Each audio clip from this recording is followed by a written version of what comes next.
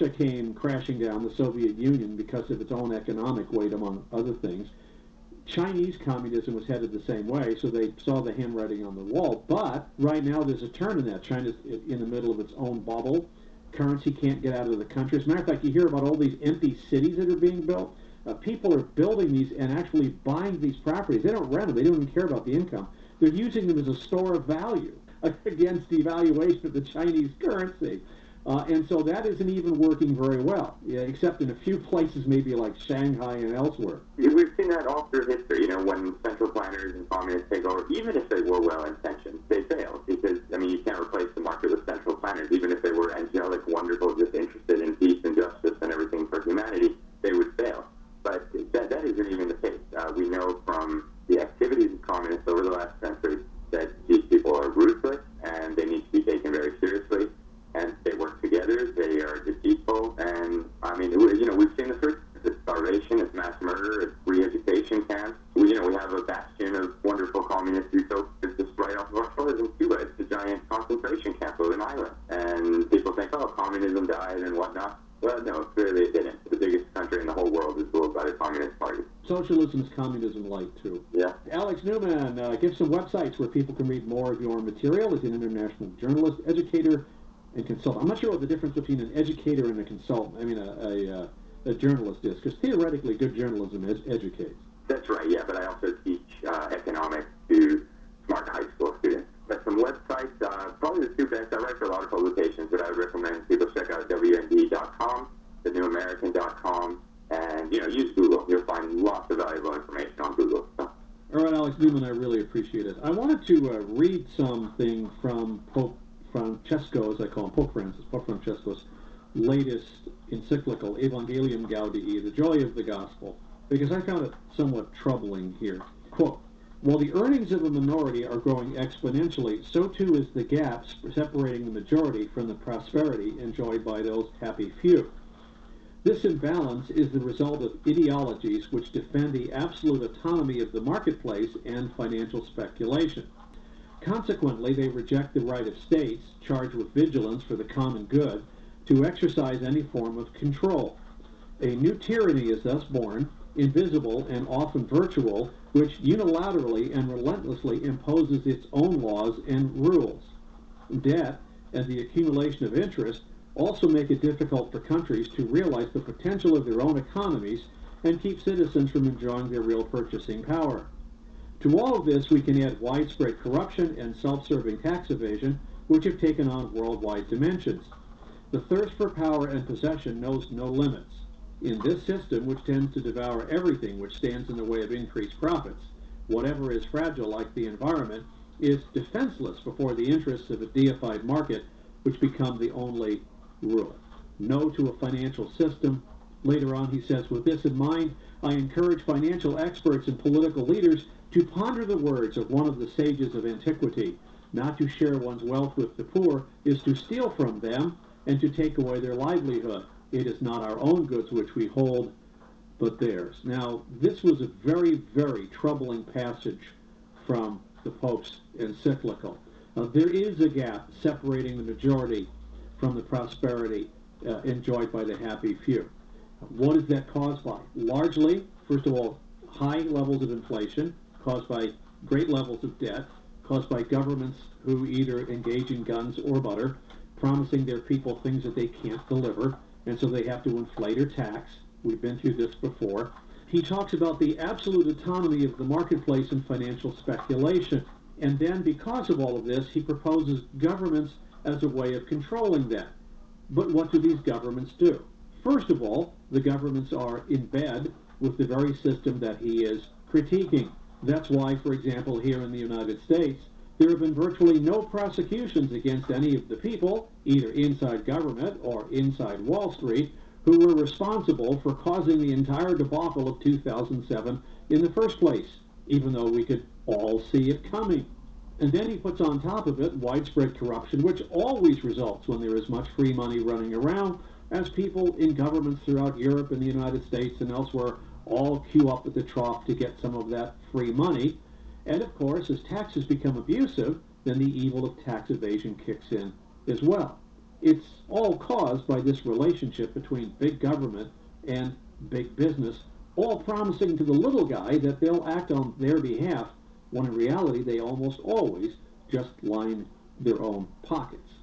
And so the Pope here is proposing as an answer the very problem that got us where we are in the first place. It seems like a very, very naive form of economics. The best system that works is one where there is a fair playing field, where government simply enforces the levelness of the rules. This enables large amounts of small people to become involved in the prosperity of the market, much as we have seen in times past. I'll talk about when I come back, and we'll go to our next guest here. We'll be back. We're at steelon.steel.com. I'm John Lufter. The program is Steel on Steel.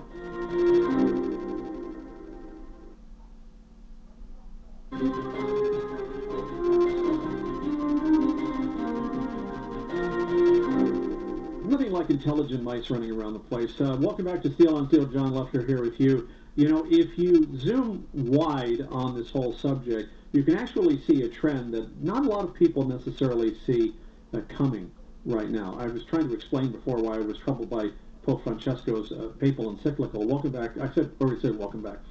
Welcome back again, because worldwide people are noticing that this disparity, supposedly between the rich and the poor, keeps increasing, and then proposing that they're going to be the solution for making that not happen. How do they do that? Well, they tell you, A, that capitalism is bad. B, because capitalism is bad, we need some kind of government intervention in order to transfer wealth and to redistribute things. You're hearing this from President Obama and for the global socialists. But what they don't tell you is why it is they're salivating and lusting so badly after the things that global capitalism produces. So on one hand, they're telling you that it's bad. On the other hand, they really are just lusting solidly after the goods that it produces, so they want to redistribute to everybody else. And of course, they will have a large share that comes off the top for themselves as they do it. And that's why we see this little arrangement between big government and big business, whether it's in Europe, that includes the banking system. In Europe or here, you see them keeping taxes in the wings, such as taxes like a global tax, even as the case for man-made global warming becomes somewhat rickety as new evidence continues to emerge. They've got to keep it afloat, because as we enter this endgame of taxation and inflation, which is really what causes the disparity between the rich and the poor, the rich can always keep up with the ravages of it. The poor lose ground forever as they go because of this disparity.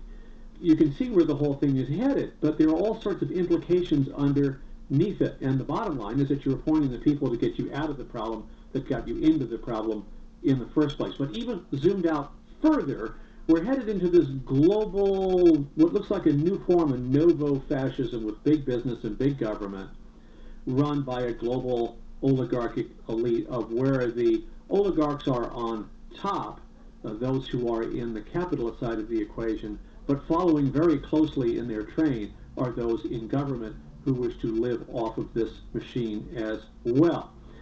The system is being unified, and we are being clamped down upon. In other words, there won't be any way to get out of the system, to get redress from the system, the way it's currently going. Everyone is going to be marked with a unique identifier.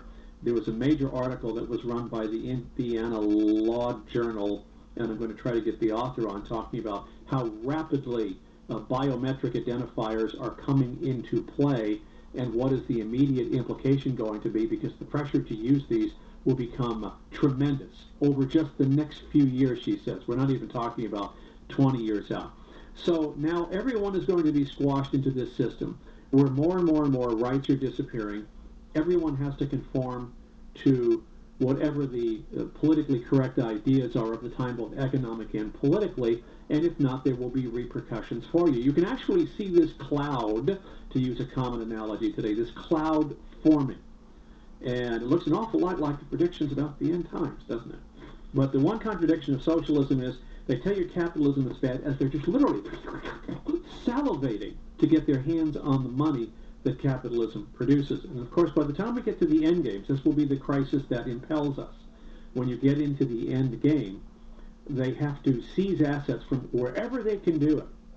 Retirement plans, you name it. wherever they can find it, in order to keep that game going. When the game finally blows out, then they say, this is terrible, and they pose themselves as the solution to the problem which they themselves have caused, which is why it's always a joke to watch the socialist solution being proposed, and people buy it over and over and over and over again. I'm not quite sure why, but they do. That's what history tells us, and that's probably what's going to happen again here. By the way, I should mention we do have subscriptions to our program available on CD or online. If you want more information, go to our website, steelon.steel.com. That's steelonsteel.com. You can also call us toll-free, 1-800-829-5646, 1-800-TAX-JOHN, 1-800-829-5646 to ask about the online subscriptions, or we do have them on CD, which we can mail to you, either the full subscription or the best program of every month. And taking a quick look at what's going on in the Middle East, obviously we've talked at length about what happens in Iran, what will most likely happen over the next 6 months or so. U.S. Secretary of State John Kerry arrived in Israel on Wednesday, a week ago, to put additional pressure on Israel to make more concessions in land. Along with him was retired U.S. Marine General John Allen, who presented a proposal to address Israel's security concerns and to enable the talks about Israeli land giveaways to proceed.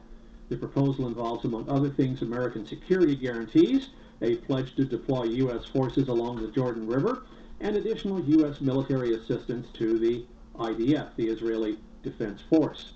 Remember that by controlling the Jordan Valley and the mountains of Samaria and Hebron, Israel is capable of defending the country from invasion from the east, and also, by the way, maintain the stability of the Hashemite kingdom in Jordan. If it doesn't have control over these areas, Israel can't do any of that.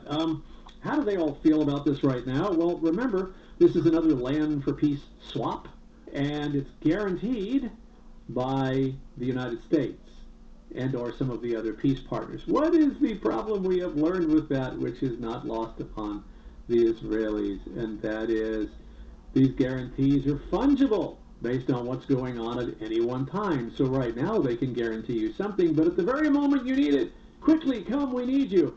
Well, yeah, but you know, shucky-do, we got something else going on over here right now in fill in the blank, whatever the crisis is. Promises are not too well kept, and that is something that is not lost on the Israelis, especially given what the U.S. just did to it in terms of the process with Iran by going behind its back. So how well did the United States and Israel do together? Is the United States truly Israel's only ally and best friend in the world? President Obama promised Israel that he has their back. What's the history of all of that? I've been wanting to do this interview for some time, and Professor Francisco Gil White's joining me right now. He teaches currently at the Autonomous Technological Institute of Mexico. He's an anthropologist and historian, and he focuses on the topics of racism, ethnic conflict, and modern geopolitics. He also has a book out called The Collapse of the West, The Next Holocaust and Its Consequences, and currently is teaching a course entitled The Political Anti-Semitism and the Political History of the West. And Francisco, I really appreciate your taking time to do this. You recently did an article about Israel having as its best ally the United States. You would seem to say that the report card on that is rather mixed. First, I would have to correct your characterization, John. I don't think the report card is mixed. I think the U.S. fails as an ally of Israel. And it is my conclusion after studying the history of U.S. foreign policy towards the Jewish people and state. And I want to be very careful here that the ruling elite of the United States is an enemy of Israel. I don't say the United States because the United States is a geographical political boundary that contains millions of people, and the ruling elite does not speak for them. I think the majority of the people contained in the state that we call the United States is pro-Israel and sympathizes with the plight of the Jewish people. So when we're talking about geopolitics, it's important to remember that the people who make the decisions that become foreign policy are a very tiny group at the very top of